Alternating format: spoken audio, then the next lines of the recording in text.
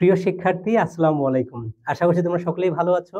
আজকে আমরা সাধারণ জ্ঞানের খুবই খুবই খুবই গুরুত্বপূর্ণ এবং অনেক ইন্টারেস্টিং একটা টপিক নিয়ে আলোচনা করব। আই থিংক এই টপিকটা তোমাদের অনেক পছন্দ হবে। টপিকটা হচ্ছে বাংলাদেশের ভৌগোলিক পরিচিতি। তো আমরা আজকে বাংলাদেশ সম্পর্কে বিস্তারিত জানবো। সো আমরা যদি আমাদের পৃথিবীর এই ম্যাপ, হ্যাঁ, এই যে গ্লোবটা, এই গ্লোবটাতে দেখি, তো এখানে বলা আছে, দেখো যে বাংলাদেশ উত্তর গোলার্ধের উত্তর পশ্চিম গোলার্ধে, দেখো উত্তর পশ্চিম গোলার্ধের দক্ষিণ এশিয়ার একটি দেশ। এই কথাটা বলতে আমরা আসলে কি বুঝি, এটা বোঝার জন্য আমাদেরকে এটা একটু ভালো করে বুঝতে হবে। তো তার আগে চলো আমরা একটু পৃথিবীর একটি 3D শেপ দেখে আসি আর কি। আচ্ছা, এই যে দেখো, এটা হচ্ছে আমাদের সেই পৃথিবী, আমরা পৃথিবীকে দেখতে পাচ্ছি। সো আমি যদি এটাকে একটু জুম করি বা এটাকে যদি দেখাই, তো এই যে আমাদের এই পৃথিবী। সো এই পৃথিবীটাকে আমরা, এটাকে কিন্তু আমরা কি করতে পারি, এই পৃথিবীটাকে কয়েকটা ভাগ করতে পারি। এই পৃথিবীর এই বরাবর একটা রেখা আছে, হ্যাঁ, এই বরাবর কি আছে, একটা রেখা আছে, যে রেখাটাকে বলা হয় ইকুয়েটর। তার মানে পৃথিবীর মাঝ বরাবর একটা রেখা আছে, যে রেখাটাকে আমরা কি বলছি, আমরা বলছি ইকুয়েটর, বা বাংলা এটাকে বলা হয় বিষুব রেখা। কি রেখা বলা হয়? বিষুব রেখা। সো এই ইকুয়েটর আসলে কি করেছে, এই ইকুয়েটর আসলে পৃথিবীকে দুইটা ভাগে ভাগ করেছে। সো এইটাকে আমরা বলছি উত্তর গোলার্ধ, আর নিচের এটাকে আমরা বলছি দক্ষিণ গোলার্ধ। তাহলে এই ইকুয়েটর কি করেছে, ইকুয়েটর আসলে আমাদেরকে উত্তর গোলার্ধ এবং দক্ষিণ গোলার্ধ এই দুইটা ভাগে ভাগ করেছে। সো এই যে দেখো, তারপর আরেকটা বিষয় আমি তোমাদেরকে যদি বলি, সেটা হচ্ছে পৃথিবীর মাঝ বরাবর এখানে আরেকটা রেখা আছে, ঠিক আছে, যেটাকে আমরা বলি প্রাইম মেরিডিয়ান বা মূল মধ্যরেখা বলা হয়। সো আর এই পাশে আরেকটা ছিল, যেটাকে আমরা অলরেডি বলেছি যে ইকুয়েটর, ঠিক আছে। তো আমরা যদি বাংলাদেশকে দেখি, তো বাংলাদেশের অবস্থান হচ্ছে, যদিও এখানে ওইভাবে বোঝা যাচ্ছে না, তো আমরা চলো একটু 3D ভিউ থেকে আমরা একটু 2D ভিউয়ে চলে যাই। সো দেখো, এই যে আমরা যেটা বললাম একটু আগে, যে আমাদের বাংলাদেশ হচ্ছে এই যে এখানে। তাহলে এই যে আমরা একটু আগে যে ইকুয়েটরটা দেখেছি, এই ইকুয়েটর আসলে এটা, হ্যাঁ, আর এই যে পৃথিবীর মাঝ বরাবর যে রেখাটা, এটাকে আমরা বলছি মূল মধ্যরেখা, যদিও এখানে আসলে ওইভাবে বোঝা যাচ্ছে না। তো যাই হোক, এই বাংলাদেশ আসলে কোন গোলার্ধে, বাংলাদেশ এই যে আমি উপরে একটু আগে বলেছি যে উপরেরটা হচ্ছে উত্তর গোলার্ধ, নিচেরটা দক্ষিণ গোলার্ধ, আর এইটা হচ্ছে পশ্চিম, এইটা হচ্ছে আমাদের পূর্ব। ওকে, তাহলে বাংলাদেশ হচ্ছে কোন গোলার্ধে আমাদের, সরি এটা একটু পশ্চিম হবে না, এটা আসলে পূর্ব গোলার্ধ হবে। যদিও পূর্ব গোলার্ধ বলতে কিছু নাই, মানে এই যে উত্তর পূর্ব আর কি। তো ম্যাপের এই যে এই সাইডটাতে আসলে বাংলাদেশ অবস্থিত, এই এই কথাটাই বলেছে। এখন বলছে দক্ষিণ এশিয়া কেন, খেয়াল করো, দক্ষিণ এশিয়া বলছে কারণ আমরা জানি বাংলাদেশ কোন মহাদেশে অবস্থিত, বাংলাদেশ আসলে এশিয়া মহাদেশে অবস্থিত, এবং এশিয়া মহাদেশের দক্ষিণ দিকে হওয়ার কারণে আমরা বাংলাদেশকে বলছি দক্ষিণ এশিয়ার দেশ। যদিও এখানে মাঝখানে দেখা যাচ্ছে, বাট অ্যাকচুয়ালি এটা মাঝখানে না, এটা আরেকটু সাইডে আছে। আমরা যদি ওয়ার্ল্ড ম্যাপটা ভালো করে দেখি, তখন আসলে বুঝতে পারবো। চলো আমরা এখানে দেখি, যে এইখানে তুমি ভালো করে ভিউটা বুঝতে পারবা। খেয়াল করো এখানে, যে এখানে দেখো, এই যে আমরা কি একটু আগে বলেছি, এটা কি, এটা হচ্ছে আমাদের ইকুয়েটর। এই যে এটা হচ্ছে আমাদের ইকুয়েটর, আর এই যে একটা 0 ডিগ্রি রেখা আছে, এটাকে আমরা বলছি প্রাইম মেরিডিয়ান। তাহলে বাংলাদেশ কোথায়, বাংলাদেশটা আসলে এই যে এই জায়গাটাতে, এই যে গোল করে লাল অংশটা দেখতে পাচ্ছ, এটা হচ্ছে বাংলাদেশ। তাহলে বাংলাদেশ কোন গোলার্ধে অবস্থিত, বাংলাদেশ এটা হচ্ছে নর্থ, আর এই পাশে সাউথ, আর একটু আগে বলেছি এই পাশে ওয়েস্ট, আর এটা হচ্ছে ইস্ট। তাহলে আই থিঙ্ক তোমরা এখন বুঝতে পেরেছো যে ওই যে ওখানে যে বললো যে বাংলাদেশ উত্তর উত্তর পূর্ব গোলার্ধের একটি দক্ষিণ এশিয়ার দেশ। তো দক্ষিণ এশিয়া কেন, কারণ এই যে এটা হচ্ছে এশিয়া, এশিয়ার দক্ষিণ দিকে অবস্থিত, এই জন্য এটাকে বলা হচ্ছে দক্ষিণ এশিয়ার দেশ। যাই হোক, এখন আমরা এখান থেকে আরো কিছু বিষয় জানবো। সো এইখানে একটা বিষয় আছে, দেখো এখানে বলেছে বাংলাদেশের অবস্থান, হ্যাঁ, বলছে বাংলাদেশ 20 ডিগ্রি 34 মিনিট উত্তর অক্ষরেখা থেকে 26 ডিগ্রি 38 মিনিট উত্তর অক্ষরেখা মধ্যে, এবং 88 ডিগ্রি 1 মিনিট পূর্ব দ্রাঘিমা থেকে 92 ডিগ্রি 41 মিনিট পূর্ব দ্রাঘিমা রেখার মধ্যে অবস্থিত। সো তোমরা কিছুই বুঝতে পারছো না, আই থিঙ্ক। তো যাই হোক, আমি এটা একটু আগে ক্লিয়ার করে নেই, তাহলে তোমরা বুঝতে পারবা। সো আগে আমাদেরকে বুঝতে হবে যে অক্ষরেখা কি এবং দ্রাঘিমা রেখা কি।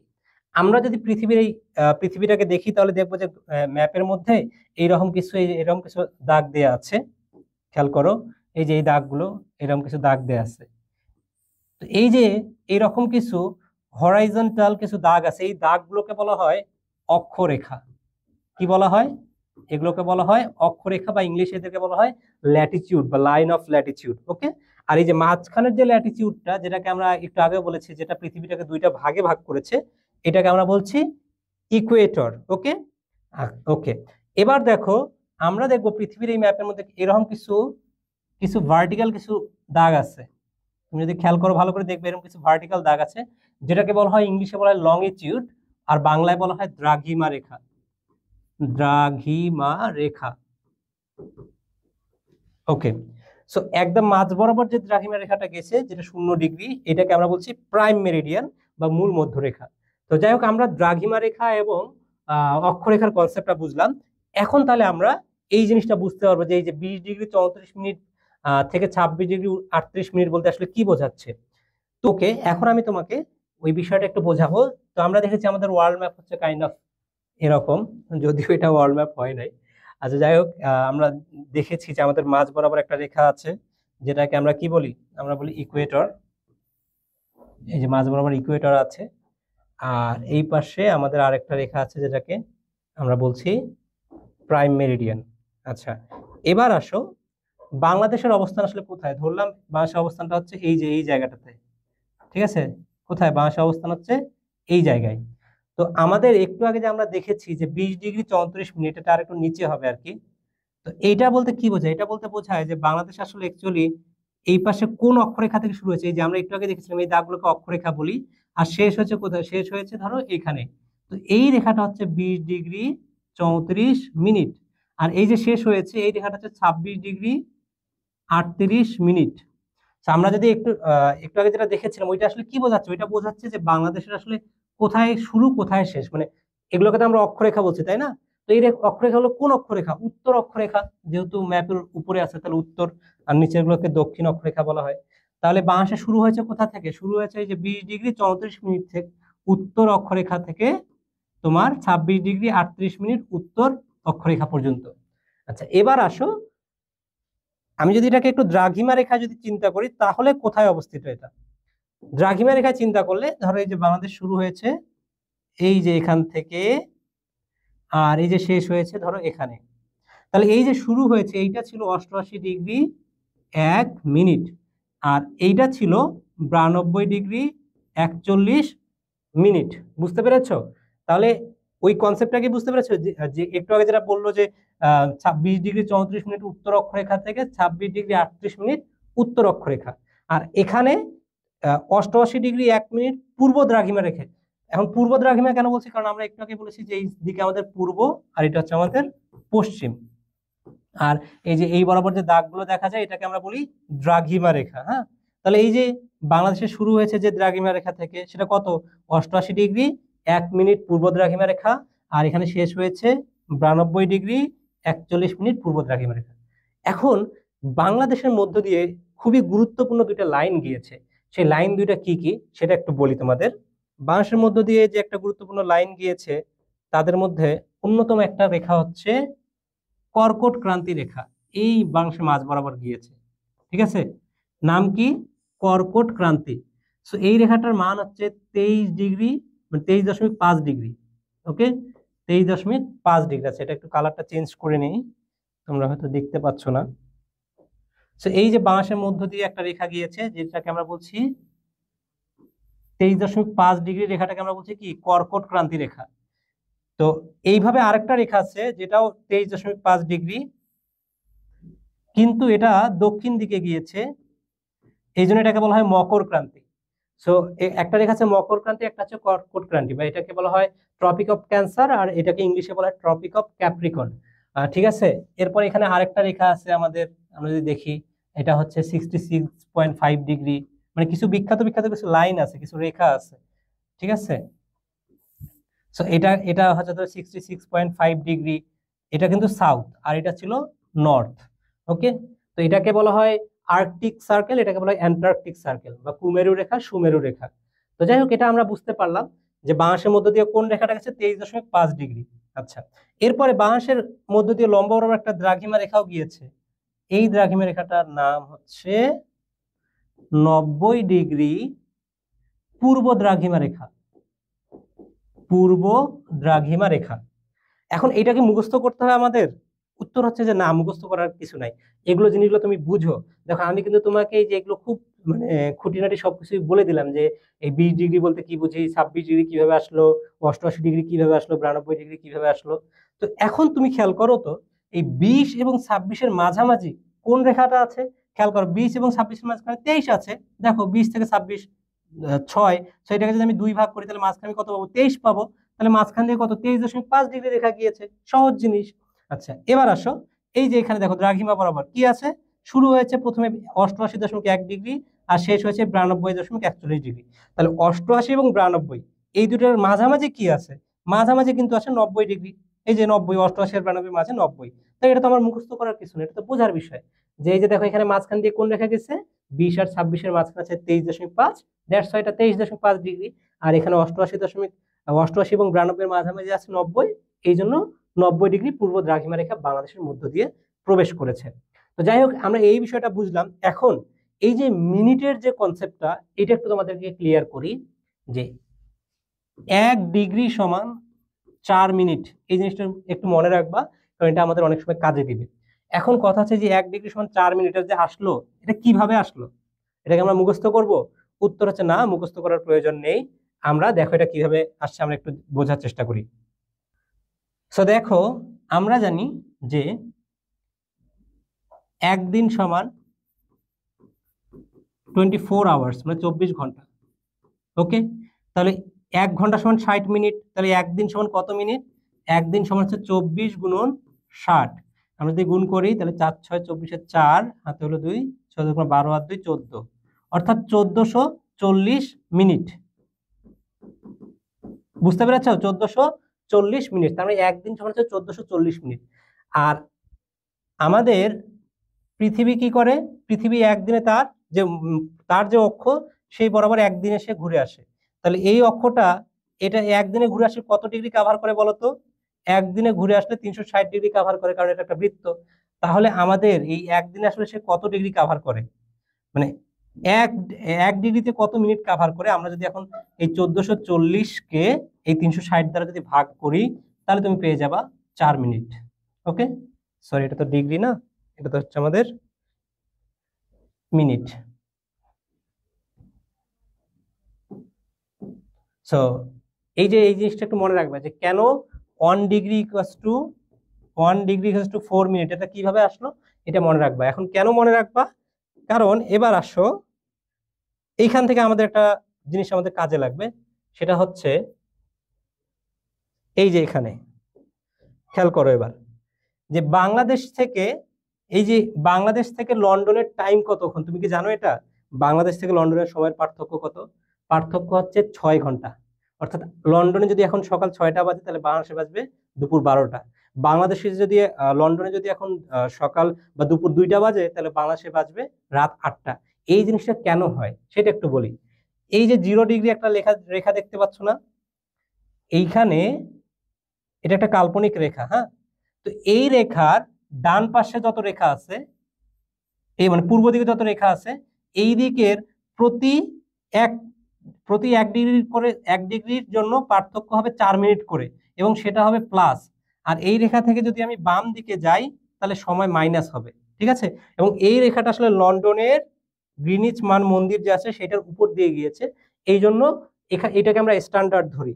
এখন এইটা হচ্ছে 0 ডিগ্রি, আর বাংলাদেশের মধ্যে দিয়ে কত ডিগ্রি রেখা গিয়েছে? এই যে দেখো, এই যে 90 ডিগ্রি, এই যে 90 ডিগ্রি দেখতে পাচ্ছ।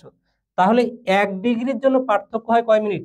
1 ডিগ্রির জন্য পার্থক্য হয় 4 মিনিট। তাহলে 90 ডিগ্রির জন্য পার্থক্য কত হবে ভাইয়া, বলো দেখি? পার্থক্য হবে 4 গুণন 90, অর্থাৎ 360 মিনিট। সো 360 মিনিট মানে হচ্ছে তোমার আলটিমেটলি 6 আওয়ার্স। তাহলে এই আমি কি বলেছি, ডানে গেলে প্লাস হবে।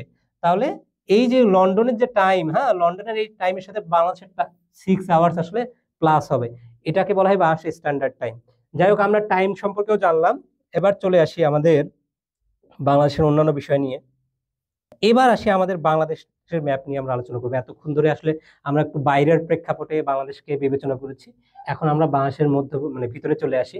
সো এই যে দেখতে পাচ্ছ আমাদের বাংলাদেশের ম্যাপ। সো তোমাদেরকে আমি একটু আগে একটা কথা বলেছিলাম, মনে আছে? যে ওই যে যখন ওয়ার্ল্ড ম্যাপ দেখে আমি বলেছিলাম যে বাংলাদেশ শুরু হয়েছে কোথা থেকে, এই যে শুরু হয়েছে এখান থেকে, সেটা কত ডিগ্রি দ্রাঘিমা রেখা, এই যে 88.1 ডিগ্রি পূর্ব দ্রাঘিমা রেখা। আর শেষ হয়েছে কোথায়, শেষ হয়েছে কিন্তু এই যে দেখো বাংলাদেশের শেষ, মানে এই পাশে যদি কাউন্ট করি তাহলে এইটা হচ্ছে আমাদের লাস্ট সীমানা। তো এই যে শেষ হয়েছে 92 ডিগ্রি 41 মিনিট। আর এই পাশ থেকে শুরু হয়েছে কোথায়, এই যে দেখো এখান থেকে। তো এটা হচ্ছে 20 ডিগ্রি 34 মিনিট উত্তর অক্ষরেখা। আর শেষ হয়েছে এই যে এখানে 26 ডিগ্রি 38 মিনিট উত্তর অক্ষরেখা। তো যাই হোক, এটা আমরা দেখলাম। এবার আসো, এবার আমরা দেখবো যে বাংলাদেশের আশেপাশে কোথায় কি আছে। তো এই যে আমরা একটা জিনিস মনে রাখবো, ম্যাপের উপরেরটা হচ্ছে সবসময় উত্তর, নিচেরটা হচ্ছে সবসময় দক্ষিণ, এই পাশেরটা হচ্ছে আমাদের পশ্চিম, আর এইটা হচ্ছে আমাদের পূর্ব। আমরা কিভাবে মনে রাখবো এটা? আমরা মনে রাখতে পারি, দেখো আমরা নামাজ কোন দিকে পড়ি, আমরা নামাজ পড়ি পশ্চিম দিকে, রাইট? সো মনে করো আমি এই পাশে নামাজ পড়ছি, যে ধরো আমি এই পাশে নামাজ পড়ছি পশ্চিম দিকে। তো নামাজ পড়ার পর আমি প্রথম সালামটা কোন দিকে ফেরাবো? নিশ্চয়ই এইভাবে ডান দিকে ফেরাবো, মানে উত্তর দিকে ফেরাবো। তাহলে আমাদের পশ্চিমের পরে এই যে এই সাইডে যে অংশটা, সেটা হবে উত্তর। এরপর আমি দ্বিতীয় সালামটা কোন দিকে ফেরাবো? আমি এই যে এইভাবে বাম দিকে ফেরাবো, মানে দক্ষিণ দিকে ফেরাবো। তাহলে এই যে নিচের এইটা হচ্ছে আমাদের দক্ষিণ।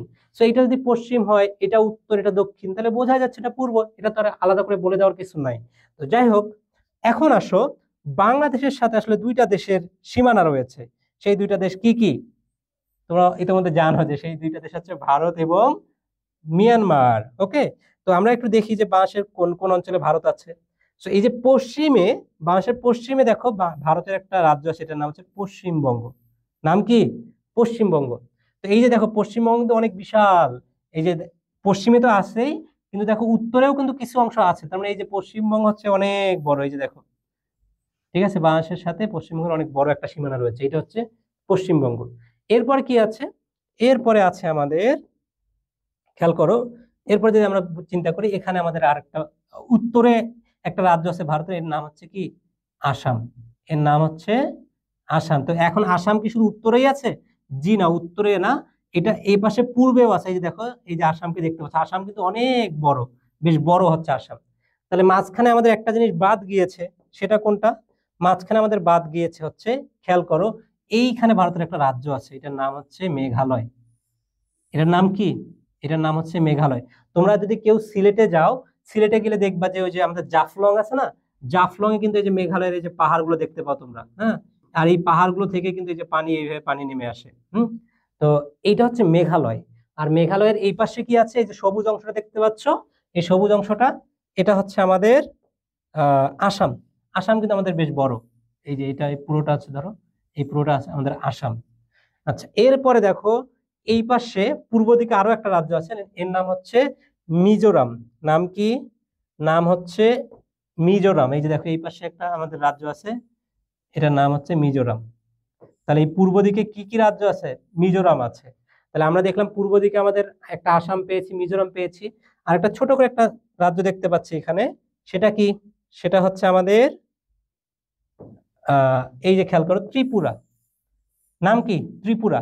সো বাংলাদেশের কুমিল্লা জেলাটা কিন্তু এখানেই, এই যে এখানে হচ্ছে কুমিল্লা। তাহলে কুমিল্লা আর ত্রিপুরা যেহেতু কাছাকাছি, এবং কুমিল্লার পূর্ব নাম হচ্ছে ত্রিপুরা। কেন ত্রিপুরা? কারণ কুমিল্লা আগে আসলে ত্রিপুরার অংশ ছিল, ঠিক আছে, এই জন্য বলা হয় কুমিল্লার পূর্ব নাম ত্রিপুরা। তাহলে আমরা কিন্তু এটাও মনে রাখলাম। আর একদম শেষের দিকে এই পাশে দেখো আছে আমাদের কি, এই পাশে মায়ানমারের সাথে কিছু বর্ডার রয়েছে, আর আমাদের দক্ষিণে রয়েছে বঙ্গোপসাগর।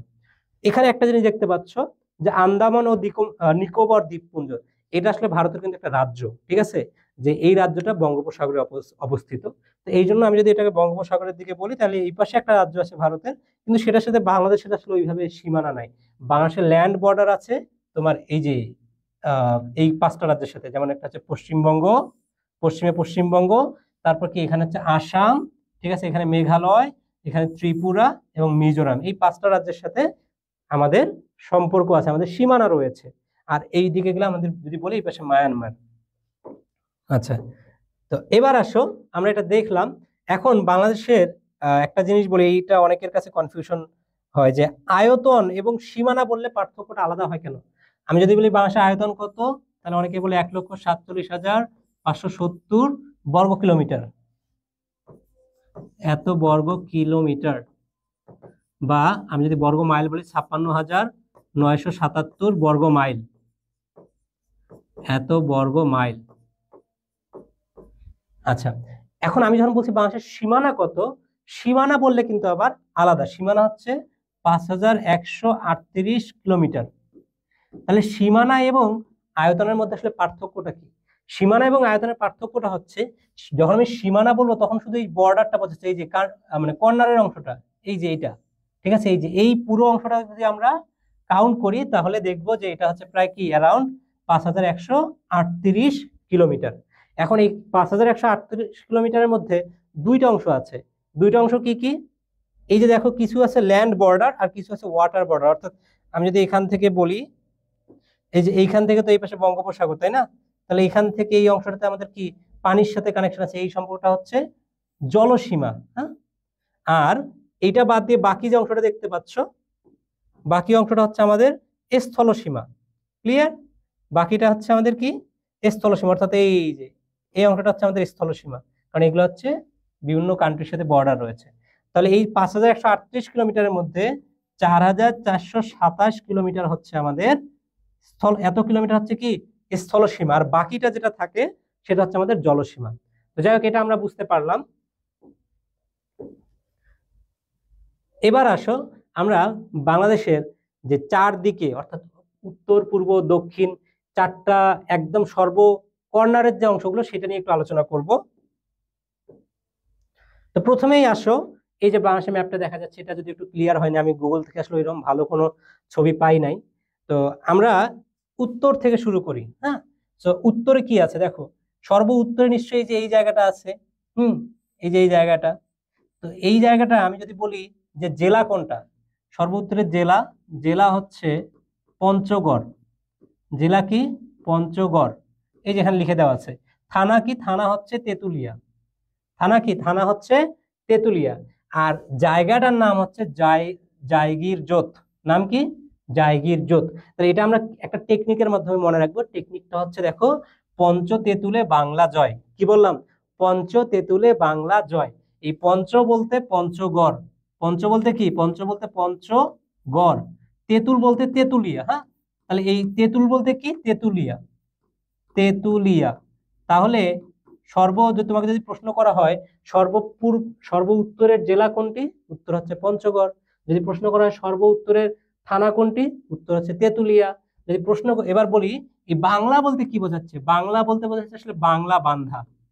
নাম কি? বাংলা বান্ধা। সো এটা এটা হচ্ছে আসলে বাংলা বান্ধাটা হচ্ছে আসলে উপজেলা। তাহলে সর্ব উত্তরের উপজেলার নাম কি? বাংলা বান্ধা। আর যদি আমি জয় বলতে কি বোঝাচ্ছি, জয় বলতে বোঝাচ্ছি এই যে জায়গির জোত। স্থানটার নাম হচ্ছে জায়গির জোত, আর থানার নাম হচ্ছে উপজেলার নাম হচ্ছে তোমার, সরি, ইউনিয়নের নাম হচ্ছে বাংলা বান্ধা, উপজেলা বা থানা হচ্ছে তেতুলিয়া, আর জেলা হচ্ছে পঞ্চগড়। আচ্ছা, এবার আসো আমরা যদি দক্ষিণে যাই, দক্ষিণে গিয়ে দেখো আমাদের সর্বদক্ষিণের জেলা হচ্ছে কক্সবাজার। হ্যাঁ, সর্বদক্ষিণ জেলা কি? কক্সবাজার। এরপর থানা হচ্ছে টেকনাফ, আর স্থানের নাম হচ্ছে ছেড়াদ্বীপ। এই জিনিসটা আমরা এই টেকনিকের মাধ্যমে মনে রাখবো। কি টেকনিক? কক্সবাজারের টেকনাফে সেন্টুর কাপড় ছিঁড়ে গেল। কি বলছি? কক্সবাজারের টেকনাফে সেন্টুর কাপড় ছিঁড়ে গেল। সেই কক্সবাজারের বলতে কক্সবাজার বুঝতেই পারছি আমরা, তেমন জেলা হচ্ছে কক্সবাজার, আর থানা হচ্ছে টেকনাফ, এটাও বোঝা যাচ্ছে। সেন্টু বলতে সেন্ট মার্টিন। হ্যাঁ, সেন্টু বলতে কি? Saint Martin. এই সেন্ট মার্টিন হচ্ছে উপজেলা, ইউনিয়ন। আর এই ছিড়ে বলতে বোঝাচ্ছে ছেড়াদ্বীপ। নাম কি? নাম হচ্ছে ছেড়াদ্বীপ। এটা ঋষি হবে না, সরি। আচ্ছা, যাই হোক। তো এই যে কি বললাম, কক্সবাজারের টেকনাফে সেন্টুর কাপড় ছিঁড়ে গেল। কক্সবাজার বলতে কক্সবাজার, থানা হচ্ছে টেকনাফ, ইউনিয়ন হচ্ছে সেন্ট মার্টিন, আর জায়গাটার নাম হচ্ছে ছেড়াদ্বীপ। এবং আমরা গত বছর আমাদের কিছু ফ্রেন্ডরা মিলে আহ এই ছেড়াদ্বীপে গিয়েছিলাম, এবং বাংলাদেশের একদম লাস্ট সীমানায় আমরা গিয়েছিলাম। এবং আমার সবচেয়ে পার্সোনালি আমি যদি বলি, আমার সবচেয়ে পছন্দের জায়গা হচ্ছে সেন্ট মার্টিন। তোমরা যারা যাওনি অবশ্যই সেন্ট মার্টিনে ঘুরে আসবে, এটা খুবই সুন্দর একটা জায়গা। তো যাই হোক, এবার আসো, এবার আমরা আসি সর্বপূর্বের জেলা কোনটা, থানা কোনটা এবং স্থান কোনটা। তো এটা আমরা মনে রাখবো বাথা আ। কি দিয়ে? বাথা আ। বাতে বান্দরবান, থাতে থানচি, আতে আখাইন ঠং। তাহলে জেলার নাম বান্দরবান, থানার নাম থানচি, এবং ইউনিয়নের নাম হচ্ছে আখাইন ঠং। এখন দেখো, এটা কিন্তু থানার নামটা ইজিলি মনে রাখা যায়, কারণ থানা আর থানচি মিল আছে কিন্তু। তাহলে কিভাবে মনে রাখবো? বাথা আ। বান্দরবান, থানচি, আখাইনঠং। আচ্ছা, এরপরে আসো আমরা পশ্চিমে চলে যাই। সর্বপশ্চিমের যে জেলা সেটা হচ্ছে চাঁপাইনবাবগঞ্জ, সর্বপশ্চিমের যে থানা সেটার নাম হচ্ছে শিবগঞ্জ, সর্বপশ্চিমের যে স্থান নাম হচ্ছে মনাকষা। এটা আমরা মনে রাখবো চাসিম দিয়ে। কি দিয়ে মনে রাখবো? চাসিম। চাতে চাঁপাইনবাবগঞ্জ অর্থাৎ জেলার নাম হচ্ছে চাঁপাইনবাবগঞ্জ, শীতে শিবগঞ্জ অর্থাৎ থানার নাম হচ্ছে শিবগঞ্জ সর্বপশ্চিমের, আর মতে মনাকষা অর্থাৎ সর্বপশ্চিমের স্থানের নাম হলো মনাকষা। ওকে, যাই হোক আমরা তাহলে এটাও একটু জানতে পারলাম। এবার আসো আমরা শিলিগুড়ি করিডোর বা চিকেন স্নেক, ঠিক আছে, এটা নিয়ে রিসেন্টলি অনেক আলোচনা হচ্ছে এবং আমরা একটু আমাদের জিও পলিটিক্স নিয়েও আলোচনা করব। তো যাই হোক, শিলিগুড়ি করিডোরটা কি এটা একটু আমি তোমাদেরকে বলি। শিলিগুড়ি করিডোর হচ্ছে, এই যে দেখো, তুমি যদি দেখো এই যে এটা কি, এটা হচ্ছে ভারত, ঠিক আছে, ইন্ডিয়ার ম্যাপ। সো ইন্ডিয়ার ম্যাপ কি শুধু এই যে বাম পাশেই? জি না, ইন্ডিয়ার ম্যাপ কিন্তু এই পাশে আমাদের, খেয়াল করো, ইন্ডিয়ার ম্যাপ আমাদের এই পাশেও আছে। ইন্ডিয়ার এই পাশেও কিছু রাজ্য আছে, এই যে এই অংশ দেখতে পাচ্ছ, এই পাশেও ইন্ডিয়ার কিছু রাজ্য রয়েছে। এই রাজ্যগুলোকে বলা হয় সেভেন সিস্টার্স, আমরা একটু পরে ওটা নিয়ে আলোচনা করব। আর আমাদের বাংলাদেশ হচ্ছে এই যে এখানে। তাহলে এই খেয়াল করো, এখানে বাংলাদেশ, এই পাশে কিন্তু আমাদের যদি বলি, এদিকে আমাদের নেপাল আছে, এই পাশে আমাদের রয়েছে ভুটান, এই পাশে কি, এই পাশে রয়েছে ভুটান, আর এই পাশে আমাদের নেপাল।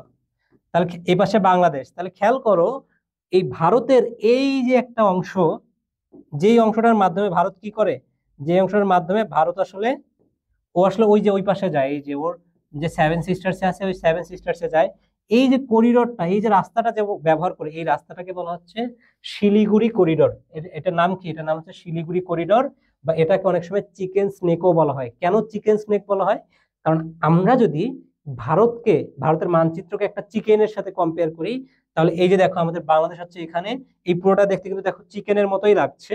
তো এই যে ছোট্ট অংশটা শিলিগুড়ি করিডোর, এটাকে বলা হচ্ছে মুরগির গলা। কারণ এটা কি, দেখো তুমি মুরগির গলাকে দেখতে পাচ্ছ না? তাহলে চিকেন স্নেক বলা হচ্ছে এই কারণে, যে শিলিগুড়ি করিডোরকে বলা হয় চিকেন স্নেক। তাহলে তোমাকে যদি প্রশ্ন করা হয় যে শিলিগুড়ি করিডোরের অপর নাম কি, তাহলে উত্তর হবে চিকেন স্নেক। আচ্ছা, যাই হোক, এটা আমরা বুঝলাম। এখন আমাদের আরো কিছু বিষয় জানতে হবে। সেই বিষয়টা কি? সেই বিষয়টা হচ্ছে, এই যে দাদা বাবুরা কেন আমাদের বিষয়ে এত নাক গলায়, হুম, এই বিষয়টা একটু জানবো। তুমি দেখেছো যে আমাদের রিসেন্টলি মানে ইন্ডিয়ার সাথে আমাদের সম্পর্ক খুবই অবনতি ঘটেছে আর কি, মানে খুবই খারাপ অবস্থা। এখন এটার কারণটা হচ্ছে, আমরা যদি এই ম্যাপটা একটু বিশ্লেষণ করি তাহলে বুঝতে পারবো। বিশ্লেষণ করলে দেখো বোঝা যায় কি, এই যে এদিকে হচ্ছে ইন্ডিয়া, হ্যাঁ, এই যে ইন্ডিয়ার বর্ডার, এই পাশে এই যে ইন্ডিয়া এই পাশে আছে, এসে আবার এই যে এই পাশে ইন্ডিয়া, ঠিক আছে, এই সবই কিন্তু ইন্ডিয়ার। এই যে ইন্ডিয়া, আমরা একটু আগে মেঘালয় দেখেছি, এই যে আসাম দেখলাম। আর এই যে এই অংশটা দেখতে পাচ্ছি আমরা, এটাকে একটু সবুজ দিয়ে হাইলাইট করে দেই, আমাদের চিরসবুজের বাংলাদেশ। এই হচ্ছে আমাদের বাংলাদেশ। আচ্ছা, এরপরে এই যে একটু আগে তোমাদেরকে বলেছিলাম আমি, খেয়াল করো, এইটা হচ্ছে নেপাল, এই যেটা হচ্ছে আমাদের নেপাল, আর এই পাশে হচ্ছে আমাদের ভুটান। তাহলে ইন্ডিয়ার এই জায়গাটাতে দেখো চারপাশে কিন্তু, মানে তিন পাশে কিন্তু অন্য তিনটা দেশ, এক পাশে নেপাল, এক পাশে বাংলাদেশ, এক পাশে হচ্ছে ভুটান। তো এই যে নেপাল এবং বাংলাদেশ, এদের সাথে কিন্তু ইন্ডিয়ার আগে অনেক ভালো সম্পর্ক ছিল, কিন্তু এই সম্পর্কটা এখন খারাপ হয়ে গিয়েছে। এখন ইন্ডিয়ার যে একমাত্র ফ্রেন্ড ছিল সে হচ্ছে বাংলাদেশ, হ্যাঁ। তো রিসেন্টলি তোমরা জানো যে বাংলাদেশের সাথে ইন্ডিয়ার সম্পর্ক খারাপ হয়েছে। সো ইন্ডিয়া আসলে এই জায়গাটাতে কোনো ছাড় দিতে চায় না। এই যে চিকেন স্নেক, ও আসলে কেন ছাড় দিতে চায় না? কারণ ও মনে করে যদি এই জায়গাটা ও ছেড়ে দেয়, বা এই জায়গাটা যদি উইক হয়ে যায়, তাহলে আসলে এই পাশে যে ওর রাজ্যগুলো আছে, এই যে দেখো অরুণাচল, এই যে এই পাশে যে রাজ্যগুলো আছে, এই রাজ্যগুলো আসলে স্বাধীন হয়ে যাবে। আর এই রাজ্যগুলো কিন্তু অনেক আগে থেকেই তারা কিন্তু স্বাধীনতা চাচ্ছে, কিন্তু ইন্ডিয়া আসলে তাদেরকে স্বাধীনতা দিচ্ছে না। ইন্ডিয়া জোর করে তাদেরকে শাসন করে, তাদের একটা অঙ্গরাজ্য করে রেখেছে। তো ইন্ডিয়া শাসন তাদেরকে স্বাধীনতা দেয় না, বাট তারাও স্বাধীনতা চায়। এখন তুমি চিন্তা করো যে এই অংশটা যদি উইক হয়ে যায়, মানে এখানে যদি নেপাল চলে আসে বা ভুটান চলে আসে বা বাংলাদেশ চলে আসে, তাহলে কি, তাহলে তো নিশ্চয়ই এই পাশে যে অংশটা, সেটার সাথে ভারত আর ইজিলি যেতে পারবে না। মানে এই অংশগুলো তখন আবার ওরাও ঝামেলা করবে, ওরা ওদের মতো স্বাধীন হওয়ার চেষ্টা করবে। তখন কিন্তু ইন্ডিয়া এই পাশ থেকে ওই দিকে গিয়ে কোনো কিছু করতে পারবে না। আর এই পাশে দেখো, এখানে কিন্তু ইন্ডিয়ার বড় ভাই চায়না আছে, ঠিক আছে। তো সো এটাও কিন্তু ইন্ডিয়ার জন্য একটা থ্রেট, যে যদি ইন্ডিয়া যদি এই পাশে ধরো ভুটান যদি স্ট্রং হয়ে ওঠে বা নেপাল যদি স্ট্রং হয়ে ওঠে, ঠিক আছে, তাহলে কিন্তু এই নেপাল এবং ভুটানের সাথে বর্তমানে চায়নার অনেক ভালো সম্পর্ক, তাহলে এটা কিন্তু ইন্ডিয়ার জন্য থ্রেট। এই জন্য ইন্ডিয়া কখনোই চায় না যে এই জায়গাটা ও হাতছাড়া করবে। আর এই জায়গাটার জন্যই ও বেসিক্যালি বাংলাদেশকে ওর আন্ডারে রাখতে চায়, ও আসলে নেপালকে ওর আন্ডারে রাখতে চায়, ও ভুটানকে চায় ওর আন্ডারে রাখতে। বুঝতে পেরেছো? এবং আমি যদি তোমাকে বলি যে বাংলাদেশের একটা, যে আমাদের যে পদ্মা সেতু করা হয়েছে, পদ্মা সেতু কি, যে আমাদের এখানে পদ্মা সেতুর সাথে আসলে মেইনলি বাংলাদেশের সাথে যে ভারতের একটা রেল যোগাযোগ করার কথা ছিল, সেটা মেইনলি পদ্মা সেতু দিয়ে এই দিক দিয়ে ত্রিপুরায় যেত। কেন এই রেল সেতুটা করা হয়েছিল, মানে এই রেল লাইনগুলো? বিকজ ভারত যদি ধরো এখান থেকে ত্রিপুরায় যেতে চায়, তাহলে বর্তমানে ওকে কি করতে হবে, এই পাশে দিয়ে ঘুরে চিকেন স্নেক হয়ে এই পাশ দিয়ে এসে এসে এসে তারপরে ত্রিপুরা যেতে হবে। তাহলে ওর কিন্তু অনেক সময় নষ্ট হচ্ছে, আবার ওর কিন্তু অনেক অর্থেরও অপচয় হচ্ছে। সো ও চাইলে ইজিলি কিন্তু এই বাংলাদেশের মধ্য দিয়ে ইজিলি যেতে পারবে। এই জন্য কিন্তু এখানে বাংলাদেশের এবং ইন্ডিয়ার মধ্যে একটা রেল চুক্তি হয়েছিল। পরবর্তীতে এটা আসলে আমাদের গভর্নমেন্ট চেঞ্জ হওয়ার কারণে এটা আসলে ফ্রুটফুল হয় নাই। তো এটা আসলে আমাদের শুক্রিয়া। এবার আসো আমাদের আরেকটা জিনিস আমি তোমাদেরকে বলি, যে ইন্ডিয়া সব সময়, মানে ওরা কি বলবো, ওরা সবসময় চায় যে একটু ঝামেলা করতে। হ্যাঁ, তো ইন্ডিয়া দেখো, ওরা আমাদের কাছে ট্রানজিট চেয়েছিল। মানে ট্রানজিট কি, ধরো আমাদের, আমি একটু ম্যাপটা, অন্য একটা ম্যাপ দেখাই।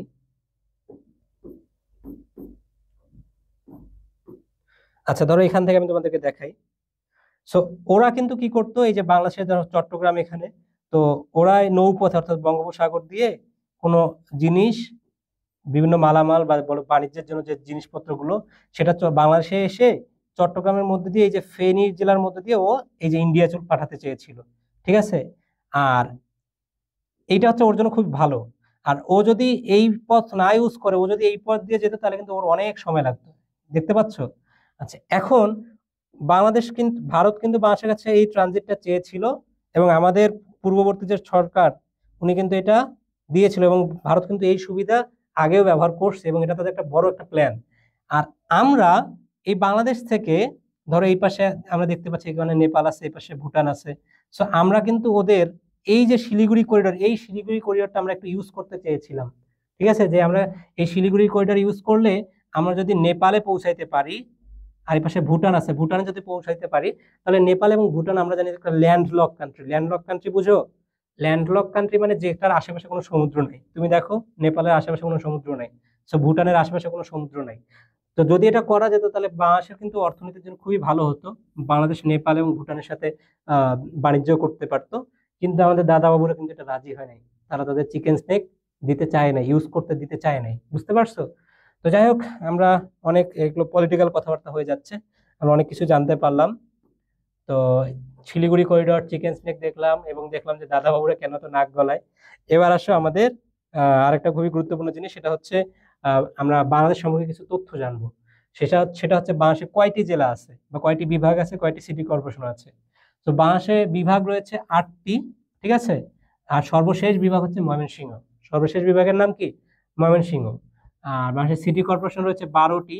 সর্বশেষ সিটি কর্পোরেশনও ময়মনসিংহ। ওকে, আচ্ছা। বাংলাদেশের জেলা রয়েছে 64টি, উপজেলা রয়েছে 495টি। এগুলো ভালো করে মনে রাখবা, এগুলো কিন্তু খুবই গুরুত্বপূর্ণ সাধারণ জ্ঞান। এরপর আসলে বাংলাদেশের রাজধানী, এটা নিয়ে একটা ডাউট আছে। বাংলাদেশের প্রশাসনিক রাজধানী আসলে ঢাকা, আর বাণিজ্যিক রাজধানী চট্টগ্রাম। নাম কি বাণিজ্যিক রাজধানীর নাম? চট্টগ্রাম।